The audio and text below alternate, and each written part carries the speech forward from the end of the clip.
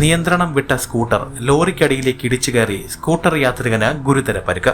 കുന്നത്തൂർ ഗുരുമന്ദിരം ജംഗ്ഷനിലാണ് സംഭവം നടന്നത്. കുന്നത്തൂർ തോട്ടമുറി ഗീതാലയത്തിൽ വസന്തനാണ് ഗുരുതരമായി തലയ്ക്ക് പരിക്കേറ്റ് തിരുവനന്തപുരം മെഡിക്കൽ കോളേജ് ആശുപത്രിയിൽ ചികിത്സയിൽ കഴിയുന്നത്.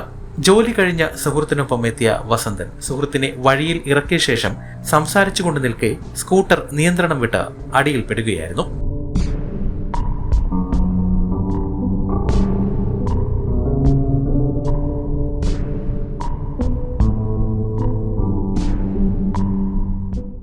News diary Keralam, Kottarakkara.